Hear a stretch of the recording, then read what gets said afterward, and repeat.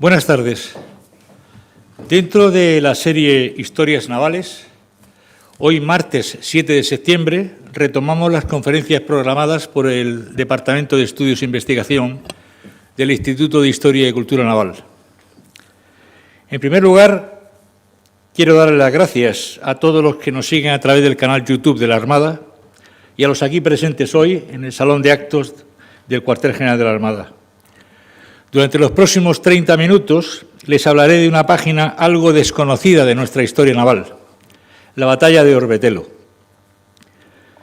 Como oficial de la Armada me siento orgulloso de hablarles hoy de nuestra historia y como miembro de este instituto me siento muy honrado de rendirle el homenaje que merecen a aquellos marinos que forjaron nuestra historia, nuestras tradiciones y que dieron su vida por España. Lo que ven en la imagen es la portada de nuestro libro de Historia de la Armada, que, por cierto, pueden ustedes descargar de forma gratuita en la página web de la Armada. Concretamente, en el capítulo 7, El final de un sueño, aparece, entre otros hechos de armas, la batalla de Orbetelo. Una batalla que transcurrió en el año 1646, es decir, en pleno siglo XVII. La batalla de Orbetelo es uno de esos casos particularmente importante por sus consecuencias estratégicas. Y es que durante la Guerra de los 30 años, las fortificaciones españolas que había en la costa norte de Italia, en la zona de la Toscana, fueron atacadas por fuerzas francesas. Pues bien, los marinos españoles derrotaron a los franceses, primero por mar y después por tierra, de tal forma que ya no volvieron a intentar operaciones navales de envergadura hasta el final de la guerra. En 1621, Felipe IV sube al trono a la edad de 16 años. Yo podría simplificar diciéndoles que Felipe IV era el rey de España, pero en el primer cuarto del siglo XVII, la monarquía hispánica era un conglomerado de reinos, estados, señoríos, tanto peninsulares, europeos, ultramarinos. El único elemento común era que reinaba la dinastía de los Habsburgo, pero en un imperio que estaba demasiado variado y muy difícil de gestionar. Decimos que era rey de España, pero en realidad Felipe IV fue rey de Portugal, de Castilla, de Aragón, de Valencia, de Sicilia, de Brabante, conde de Barcelona y un largo etcétera. Ya le habían aconsejado que lo más importante de su monarquía era precisamente hacerse rey de España. Eso significaba que todos los reinos que se componía España debían aplicarles el mismo estilo en las leyes, por ejemplo, de Castilla, sin ningún tipo de diferencia. Y si era capaz de conseguirlo, sería el príncipe más poderoso del mundo. Siguiendo el ejemplo de su padre, nombró a un valido o persona de confianza para que le ayudase a compartir el peso de los negocios del Estado. Y no fue difícil la elección, pues nombró al que fue su anterior tutor, don Gaspar de Guzmán y Pimentel, el conde de Olivares, que luego nombraron duque de Sanlúcar, de ahí que se le empezó a llamar en la corte con la designación abreviada del conde-duque. Lo vemos en la imagen superior derecha. Olivares era un hombre de esmerada formación académica, de hecho fue el rector de la Universidad de Salamanca. Había inculcado al joven rey el amor por los placeres, la caza, las diversiones y los amoríos palaciegos. A pesar de esto, Felipe IV fue con diferencia el más laborioso de nuestros reyes del siglo XVII y siempre estuvo muy bien informado de todos los asuntos del gobierno. El caballero que ven en la imagen inferior derecha fue el relevo del conde-duque de Olivares, su sobrino Luis Méndez de Haro, el primer ministro durante la batalla de Orbetelo. Cuando Felipe IV accedió al trono, se encontró con la herencia de la Guerra de los 30 años y, además, con la finalización de la tregua de los 12 años, que había firmado su padre. Esto significaba que se reanudó el conflicto con lo que las provincias de los Países Bajos que reclamaban independencia de la monarquía hispánica, lo que le llamaban las Provincias Unidas. No solo Felipe IV tuvo estos conflictos heredados, sino que además tuvo sublevaciones en Flandes, en Cataluña, en Portugal, ataques ingleses y holandeses en América, la guerra con Francia, por supuesto, y los problemas de descendencia. La sucesión en el Reino de Bohemia da origen a la llamada Guerra de los 30 años, que comenzó con disputas religiosas, pero que fue derivando en un incremento de tensiones en Europa. Francia estaba interesada en los estados alemanes porque quería recuperar su hegemonía a costa del poder de los Habsburgo, como ocurrió ya antes en la Edad Media. Suecia, Dinamarca estaban también interesadas en los estados germánicos, sobre todo los del norte, pero por otra razón, razones económicas. La Guerra de los 30 años ya no era la lucha de una burguesía en defensa de una autonomía política, sino que unos ricos mercaderes codiciaban, entre otras cosas, las posesiones ultramarinas de la monarquía hispánica, y estamos hablando también de las portuguesas. La Guerra de los 30 años se planteó como una guerra terrestre, en vez de haber volcado los recursos del imperio en una gran potencia naval. La Armada en el siglo XVII era un conjunto de barcos que actuaban en una empresa. Felipe IV entonces tenía varias armadas.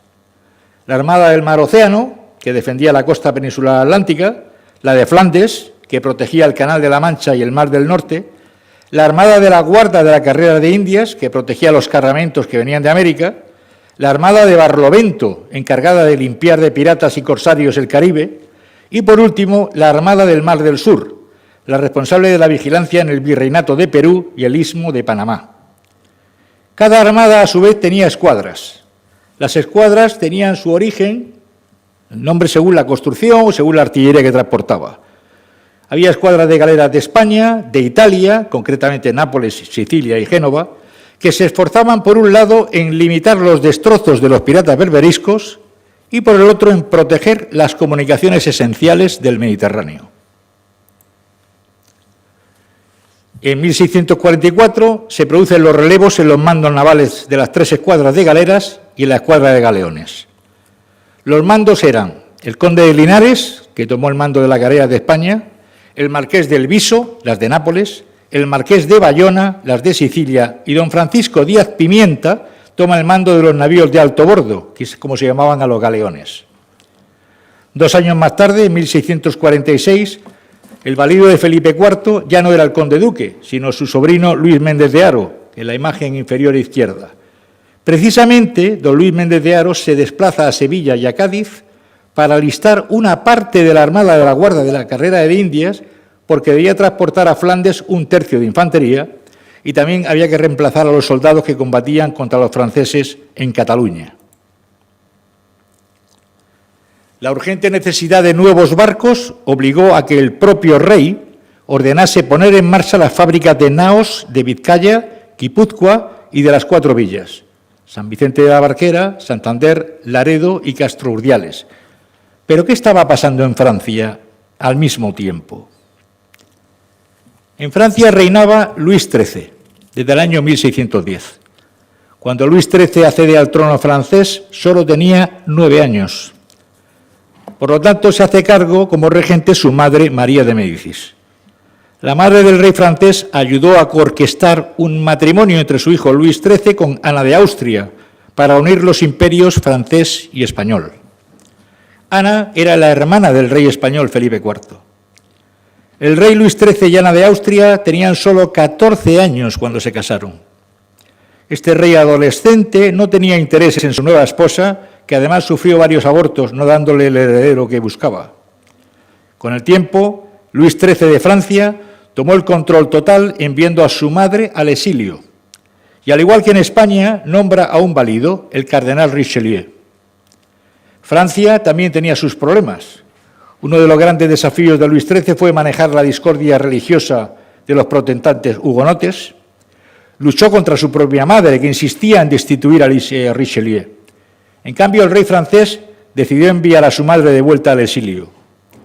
Después de declarar la guerra a España en 1635, Luis XIII se encontró con más problemas familiares. Richelieu incluso acusó de traición a la reina, pero nunca profundizó, no pudo demostrarlo, aunque este hecho sí procuró el alejamiento entre el rey y la reina. Richelieu era un político práctico, desprovisto de toda consideración ideológica o espiritual. A pesar de que era cardenal, no se alió con las potencias católicas, al contrario, intervino en la Guerra de los 30 años apoyando a cualquiera que se opusiera a la monarquía hispánica.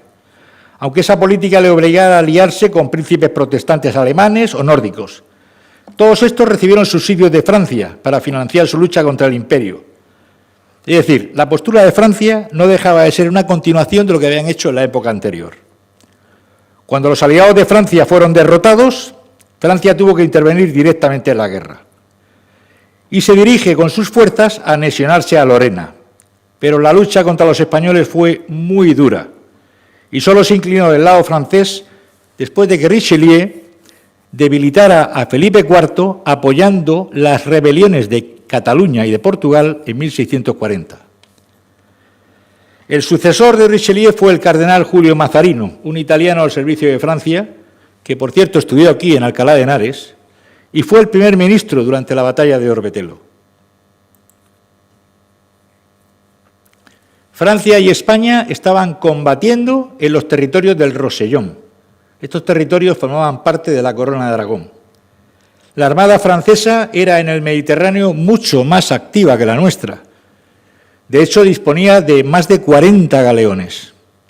Los franceses estaban sitiando el puerto de Tarragona y los españoles podían saltarse el bloqueo con pequeñas embarcaciones, escuadras de galeras, pero eran incapaces de hacer frente a la flota de galeones francesa, que estaba al mando del almirante marqués de Brézé, Jean-Armand de Maillet, que ven en la imagen.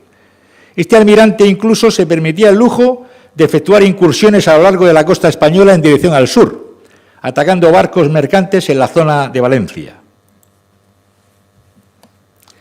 La Armada española tenía que encarar una serie de problemas y no eran sencillos.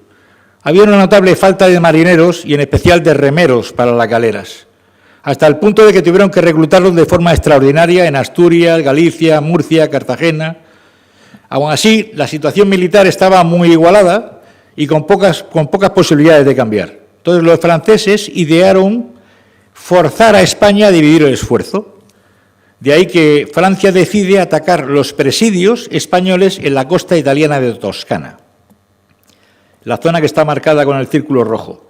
Por cierto, los presidios eran el nombre que se le daba a las fortalezas en esa época. Vamos a ampliar la imagen. La zona era así. Los presidios eran unas entidades territoriales que estaban bajo la soberanía de la monarquía hispánica en la costa de la Toscana desde el siglo XVI.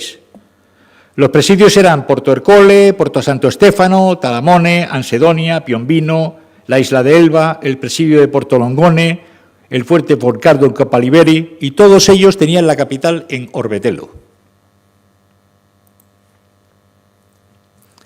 Los presidios dependían directamente del virreinato de Nápoles, y no solo en materia militar, sino también en todo lo referente a asuntos jurídicos, administrativos y contables. El virrey de Nápoles nombraba a los auditores de los presidios, que eran los responsables de la administración de la justicia, de toda la gestión económico-administrativa y todos los trabajos de fortificación, artillería, munición, gestión de los soldados de los tercios, las pagas, las licencias. En definitiva, los presidios toscanos eran un impresionante sistema defensivo que permitía un control férreo de la zona por parte de la corona española.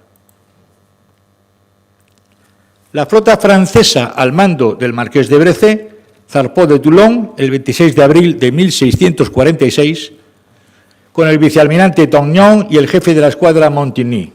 La flota estaba formada por 16 buques de combate, 4 urcas, brulotes, galeras y nada menos que 68 buques menores. Transportaban a 5.000 soldados y 500 jinetes, al mando del príncipe Tomás de Saboya, curiosamente un anterior general español. La flota francesa navegó en dirección a la Toscana y concretamente hacia el monte Argentaro, a cuyo pie estaban los fortines de San Estéfano y Telamón. El objetivo era claro: Orbetelo, la capital. Los franceses desembarcaron en Talamone, donde el almirante Brézé dejó en apoyo del príncipe Tomás de Saboya media docena de navíos, con los que bombardearon los fuertes de la localidad. Porto Ercole en el este, San Estéfano en el oeste y el fuerte de San Filipo en el monte Argentario. Mientras tanto, el almirante francés se dirigió a Porto Estéfano con 5 galeones y 4 galeras, con las que batió el fuerte que contaba en aquel momento con menos de 100 defensores. Esta rápida victoria convenció a los franceses de poner sitio al fortín principal de Orbetelo, pero la fortaleza de Puerto Hércules aguantó. Pese a que solamente tenía 200 defensores al mando de un capitán napolitano, Carlos de la Gata, el que ven en la imagen derecha. Poco a poco, Carlos de la Gata se fue retirando mientras los franceses ocupaban el istmo gracias a una batería de cañones que estaban montadas sobre sus galeras. Pronto la laguna se llenó de botes armados. Los franceses desembarcaron artillería, material de asedio, los trabajos empezaron lentamente y eso provocó las iras del primer ministro, el cardenal Mazarino, hasta que una semana después la fortaleza quedó completamente cercada por tierra y por mar. En la mar había una escuadra de 36 navíos y gran cantidad de embarcaciones menores, elevando la cifra a más de un centenar de velas enemigas. El capitán Carlos de la Gata no tenía muchas oportunidades de resistir, y menos todavía después de ver cómo los franceses habían derrotado a una pequeña fuerza de galeras que intentó socorrerle desde Nápoles. En España, la noticia del ataque a Orbetelo llegó pronto y se organizó a toda prisa una armada de socorro. El capitán general de la galera de España, el conde de Linares, mandaba esa fuerza. Las escuadras de galeras eran de España, Nápoles, Sicilia, Cerdeña y Génova. Esta pronta reacción de la Armada era vital. Antes dije que una de las misiones de las escuadras de galeras era proteger las comunicaciones esenciales del Mediterráneo. No solo estamos pensando en limpiar las rutas navales de los piratas berberiscos, sino que la Armada debía proteger el traslado por vía marítima de los tercios españoles que posteriormente utilizaban el llamado Camino Español. Por tanto, la protección de los presidios de la Toscana tenía un valor estratégico.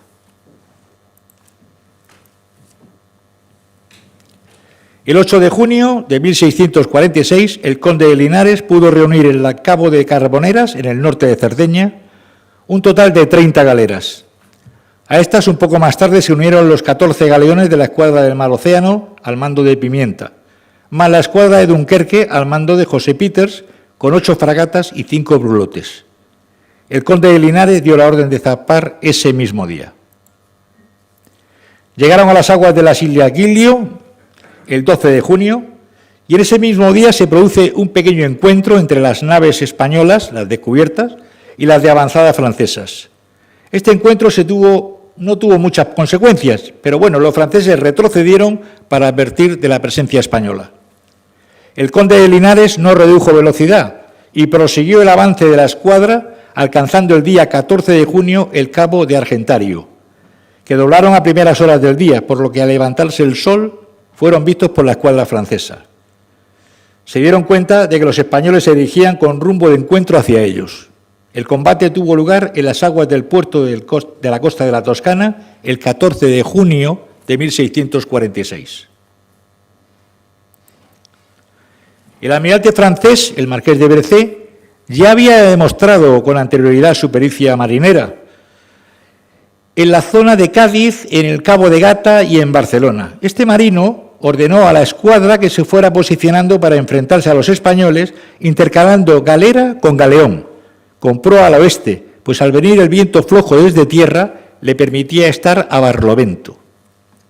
Ganar barlovento es un argot marinero que sí se explica para navegar del lado por el que viene el viento, es decir, con el viento a favor. Esto era vital en este tipo de combates, pues no solo le daba a los galeones mayor libertad de maniobra, sino que cuando comenzaba el cañoneo, el humo de los disparos cegaba a la escuadra que tenía el viento en contra. La flota francesa estaba dividida en 4 formaciones. El centro, al mando directo del marqués de Brézé, a quien le cubrían por los flancos las divisiones de Montigny y d'Augnon, manteniendo una reserva de 6 navíos al mando de Montet. En la batalla de Orbetelo, el viento no quiso que las armadas española y francesa se enfrentaran tan pronto, pues sobrevino una calma absoluta y alejó las 2 escuadras a una distancia de unas 5 millas. Ambas armadas pusieron a sus galeras a dar remolque a los galeones, hasta poder entrar en combate. La escuadra capitana de España dio remolque al galeón de don Francisco Díaz Pimienta, la capitana de Nápoles al mando del marqués del Viso al Testa de Oro, uno de los más grandes galeones de la época, y la capitana de Sicilia, al mando del marqués de Bayona, al galeón San Martín. Los españoles lograron más fácilmente estas acciones por tener más galeras que galeones, lo que significó que se posicionaron mejor que los franceses. Cuando unos y otros remarcaban a sus veleros con las galeras, con ventaja española, navegando paralelamente hasta que el viento se avivó, sopló desde la mar y con ventaja para los españoles, que se encontraron esta vez ganando Barlovento, momento que aprovecharon para dirigirse contra la flota enemiga que intentó batirse en retirada. La batalla de Orbetelo fue la última que se produce entre galeras y galeones, y ambos bandos trataron de explotar en su beneficio las características de estos dos barcos. No debemos de olvidar que precisamente en eso consiste el arte de la guerra, en conocer las ventajas y las desventajas de cada elemento y saber cómo utilizarlas. El galeón respecto a la galera tiene una ventaja evidente.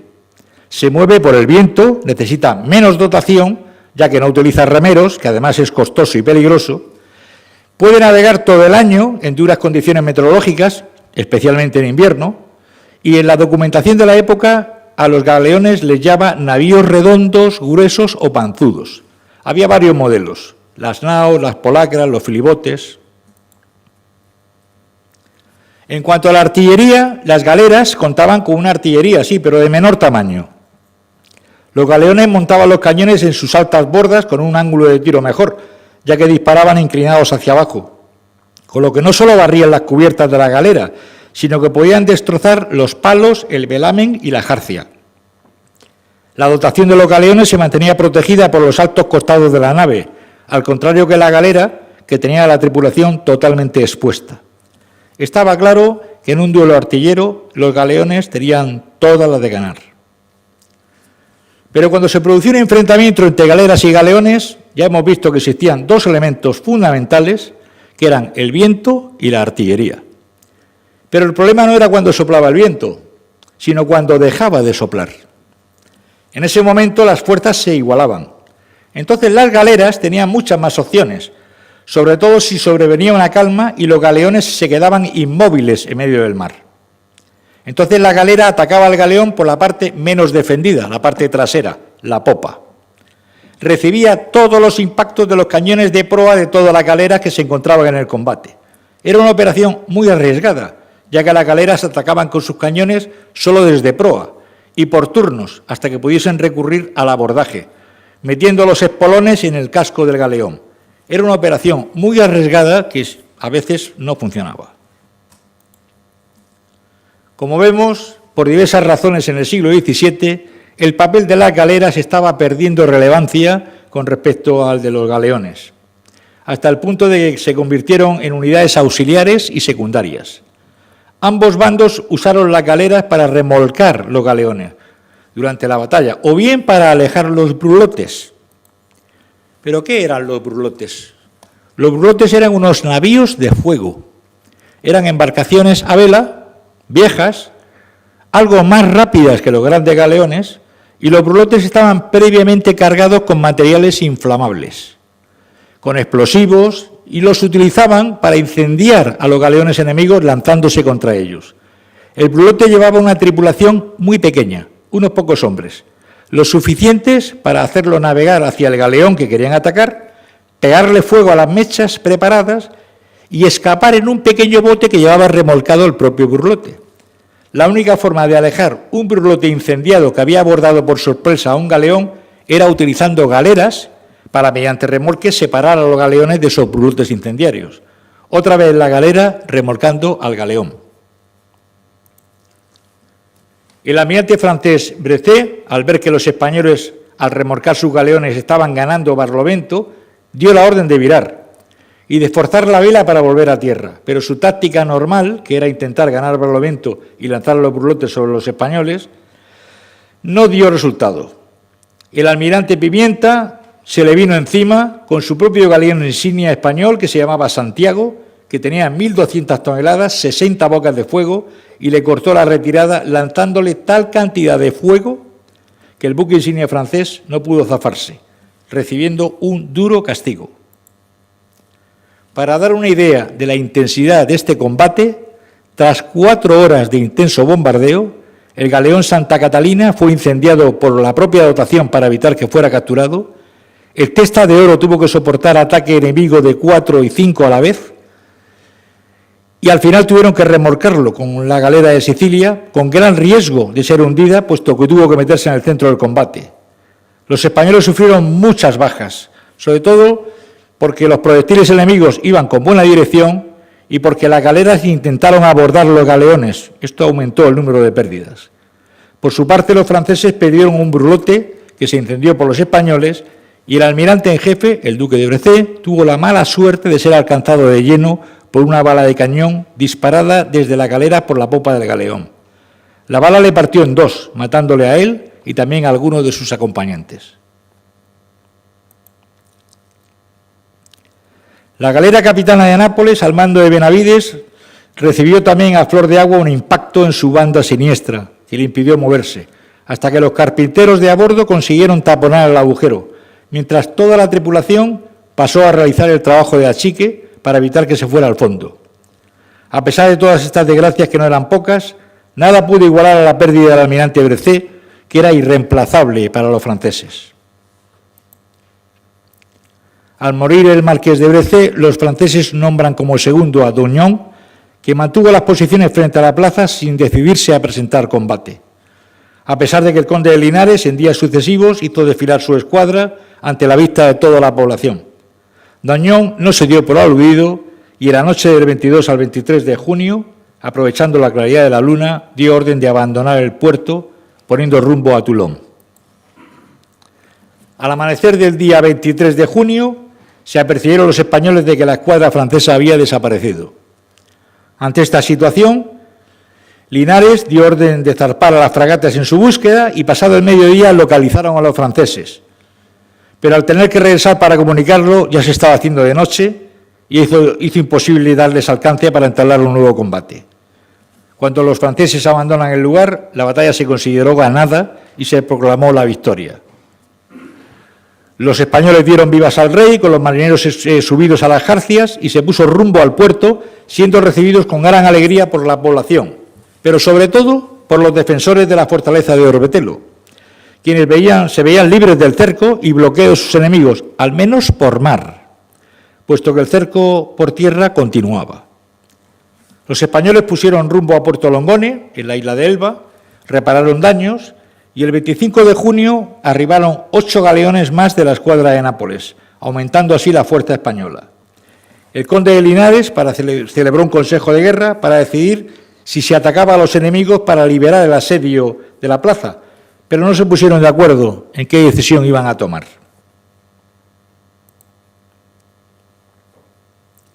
El conde de Linares recibió una carta muy angustiosa del gobernador, Carlos de la Gata, en la que le expresaba su sentir. Ya no le quedaban fuerzas para resistir y si en breve plazo no recibía ayuda, se rendiría. El conde de Linares autorizó un desembarco en fuerza con un total de 3.300 hombres al mando del segundo, que era el almirante Pimienta, con la orden de avanzar hacia la plaza. Desembarcaron y se dividieron en 2 grupos, pero recibieron un duro castigo por la caballería pesada francesa. Quedaron prácticamente deshechos. La segunda columna, que iba a retaguardia, consiguió llegar a una cumbre de una colina, aguantó mejor los ataques de la caballería, pero también sufrió muchísimas bajas. Y después de 6 horas de combate, aprovechando la noche, pudieron regresar todos, dejando un montón de muertos y heridos en el campo de batalla. Solo regresaron 400, ya que era imposible traer al resto debido al cansancio del combate. La llegada de nuevos buques permitió el 26 de junio que lo intentara la fragata de Dunkerque, desembarcando tropas en Telamón, y los galeones de la escuadra de Nápoles en Santo Estéfano. Destruyeron en ambos puertos 70 tartanas francesas, que eran los almacenes, pero aún así no pudieron conseguir dar socorro a la plaza. El conde de Linares volvió a convocar el consejo, declarando que aquello era imposible, que no se podían mandar socorros a la plaza. Pero los marqueses de Elviso y Bayona rebatieron esta decisión y se ofrecieron a realizar el ataque ellos solos. Total, que se cerró el consejo sin llegar a ningún acuerdo. Esa misma noche entraron 5 buques franceses con refuerzos, y eso envalentonó a las tropas francesas al mando de Saboya. Pero esa misma noche también llegó desde Nápoles ayuda, el marqués de Torrecuso con la caballería enviada por el duque de Arcos, que era el virrey de Nápoles. El recién llegado se puso de parte de los marqueses que eran partidarios de luchar e inclinó la balanza en la opinión de los que estaban por combatir. Ante esta situación, el conde de Linares no vio otra salida que dejar el mando a Pimienta y se marchó para España. Fue a abandonar el mando y el resto se puso inmediatamente de acuerdo. Solamente Pimienta les dejó excusándose que tenía que atender la llegada de unos buques desde Cádiz. Los soldados españoles se fueron abriendo camino fuera del alcance de los fuertes enemigos y gracias al apoyo de los fuegos de las galeras consiguieron por fin que los franceses se retirasen, de forma precipitada hasta Telamón, cortando puentes, abandonando artillería, pertrechos. De esta forma, por fin Orbetelo fue liberado. Una vez abastecida la fortaleza y reforzada con hombres de refresco, se pasó a la reconstrucción de las defensas, dejando además las piezas capturadas a los franceses para que protegieran los presidios. Por fin los soldados pudieron reembarcar y dar vela, dando por finalizada la campaña. La primera consecuencia de la batalla de Orbetelo es que tras la batalla naval los franceses se limitaron a incursiones por sorpresa y poco más, perdiendo claramente el dominio relativo del Mediterráneo occidental. La batalla naval fue decisiva, como expliqué antes, y es cierto que muchas veces es muy común en la historia naval que las batallas navales sean decisivas. Pues a pesar de que tenía una corta duración táctica, se consiguió mantener abiertos los puertos que daban protección al llamado Camino Español. De esta forma asegurábamos que los tercios pudieran desplegar hacia Flandes. Es decir, fue una acción táctica con consecuencias estratégicas. Pero a pesar de que la batalla de Orbetelo fue una batalla decisiva, la sensación de que se podía haber hecho algo más era más que evidente. De hecho, Felipe IV no estaba nada contento con la actuación de los mandos al acabar la batalla, porque no tuvieron un éxito aplastante sobre los franceses. De hecho, cuando terminó la batalla, los llevó ante los tribunales. Quería saber qué había pasado y qué conclusiones se podían sacar. Una de las consecuencias de esta batalla fue precisamente que se dictaron normas para que los jefes de la Armada se subordinen unos a otros, según ordenanza, creándose lo que en la actualidad llamamos sucesión de mando, ya que se marcaron por ley cuáles eran las precedencias en el mando con el claro objeto de poner un poco de orden en las fuerzas navales de la monarquía hispánica. Pero ya lo decía el conde duque de Olivares, en España lo más importante a veces no es la falta de medios, sino la falta de cabezas. Muchas gracias.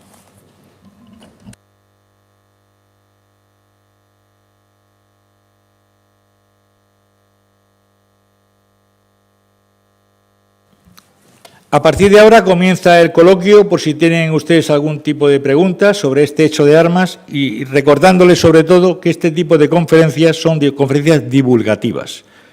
El objeto de estas conferencias es simplemente dar a conocer nuestra historia naval. En caso de que tengan alguna pregunta que sea mucho más académica, la podemos contestar si remiten a nuestro correo electrónico del Instituto o bien a través del canal YouTube de la Armada. Al que aprovecho para invitarles a que los que nos están escuchando animen a sus amigos a que se puedan suscribir. Y sin más, comenzamos con las preguntas. Comenzamos con preguntas que hemos recibido por correo electrónico, 3 de don Gerardo Manuel López García, de la Asociación de Amigos del Museo Naval. Pregunta: el general Francisco Díaz Pimienta, señor de Puerto Real y de nacimiento irregular, al parecer en la isla de Cuba, parece que fue sancionado por el rey, pero mi pregunta es, ¿cómo se explica que posteriormente estuviera en Barcelona al frente de la escuadra y a las órdenes de otro don Juan, muriendo también a bordo de su barco? ¿Cuál fue el motivo del perdón real? El almirante Díaz Pimienta, efectivamente, cuando finaliza el combate, es uno de los que está en entredicho con Su Majestad el Rey, que le manda a la justicia, Pero Díaz Pimienta, no hay una documentación que explique cuál es el perdón real. No están los datos que explican cuál fue el juicio que se sometió tanto a él como al resto de los oficiales de la galera, sobre todo, que estaban combatiendo. Sí hay una explicación, digamos, lógica, y es que cuando a él le quitan el mando o le apartan del mando para iniciarse investigación, nombraron a otro oficial, de forma interina, que se hiciera cargo de los galeones, y murió. Este oficial, al poco tiempo, murió.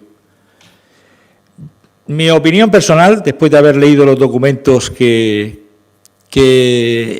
explican un poco cuál fue la reacción de la Armada ante esta situación, creo que se precipitó la situación porque en esta época, cuando muere el sucesor de Pimienta, aparece la rebelión en Nápoles. En el momento en que aparece la rebelión en Nápoles, necesitan un jefe de los galeones. Y me imagino que no sería muy frecuente. Hemos hablado antes en la conferencia de que había muchos problemas a la hora de reclutar. Si había problemas a la hora de reclutar marineros, había mucho más problemas a la hora de reclutar oficiales, y además del nivel del almirante Pimienta. El almirante Pimienta combatió bien durante la batalla de Orbetelo.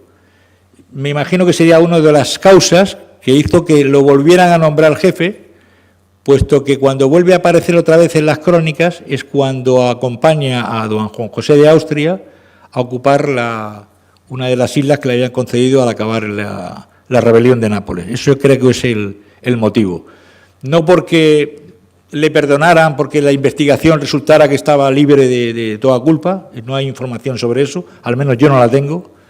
Sí he visto la información de que el sucesor de él muere, con lo cual me imagino que lo volvieron a rescatar. Esa es una de las ideas por las que pienso que se le volvió a nombrar jefe de la escuadra.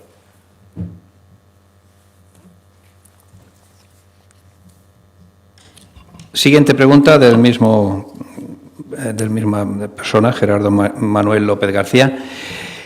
¿Se puede considerar todo el asunto relacionado con la batalla de Orbetelo, tanto en lo marítimo como en lo terrestre, como una forma de ayuda a los intereses franceses en Cataluña? Sin duda, sin duda. Sí, el cardenal Richelieu utilizaba todos los medios habidos y por haber para desprestigiar a la monarquía hispánica, y no es una cosa nueva. O sea, ya sabemos que desde la época de Francisco I ya están los franceses en contra de los intereses españoles por muchas razones. Francia tenía una rivalidad pues desde los Borgoña, desde los Austrias, desde los Trastamara. O sea, recuerdo unas palabras de un oficial general español que dijo que a lo largo de la historia los ingleses han sido nuestros mejores enemigos y los franceses nuestros peores amigos. Creo que en este caso se puede aplicar esa frase porque efectivamente cuadra perfectamente con la idea, la pregunta que nos ha hecho don Gerardo en la red.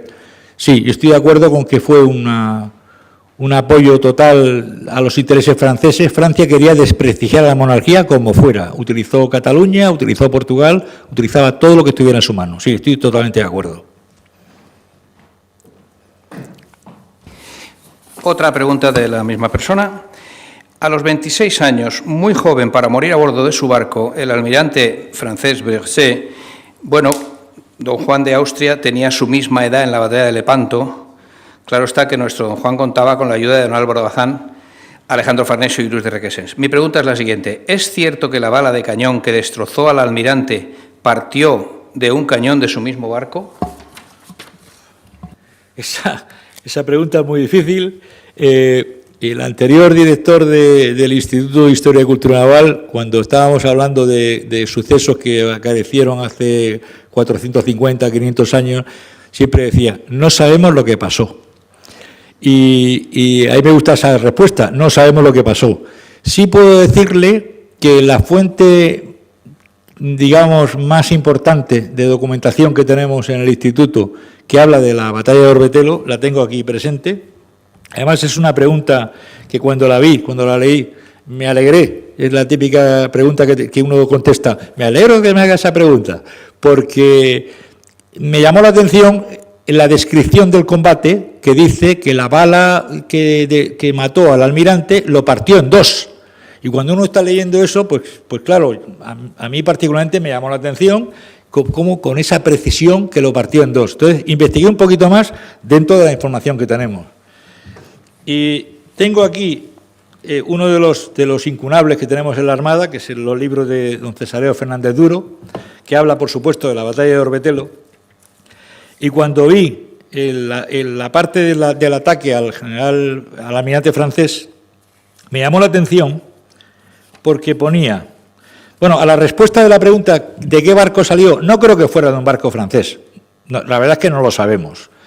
Sí puede ser que por el combate, la forma táctica de entonces, lo que hacían las galeras era aproximarse, como expliqué antes, por la parte de la popa al galeón y desde ahí producían los disparos, puesto que a la galera, como saben, los cañones que llevan van en proa. Entonces, se va haciendo el disparo gobernando la propia galera. El disparo se hace de popa, con lo cual barre toda la cubierta del galeón.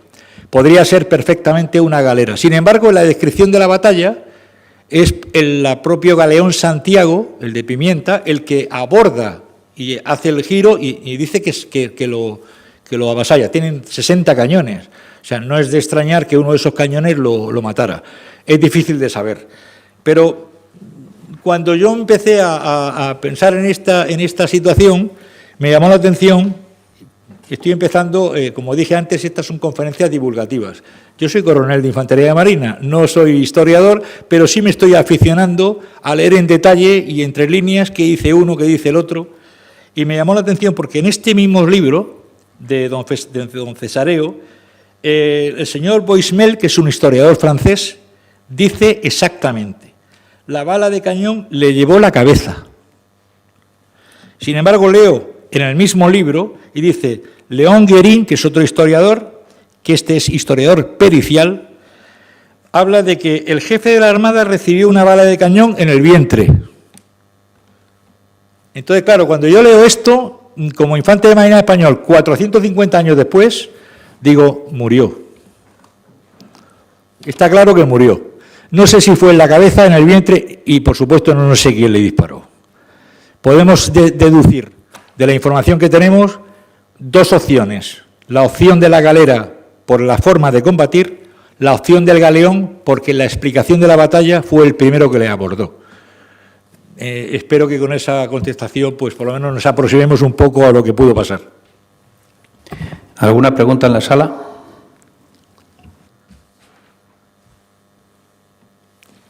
Pues solamente me queda darles las gracias por haber participado y al personal que está escuchándonos por las redes sociales, agradecerles el haber dispuesto de su tiempo para escuchar esas historias navales.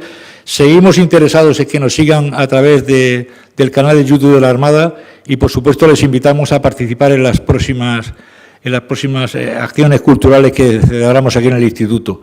A través de nuestro canal de YouTube les iremos informando de cuáles son las próximas, que creo que el día 21 habrá una presentación de un libro. Pero, sobre todo, quiero darles las gracias por su tiempo y por su interés. Muchas gracias.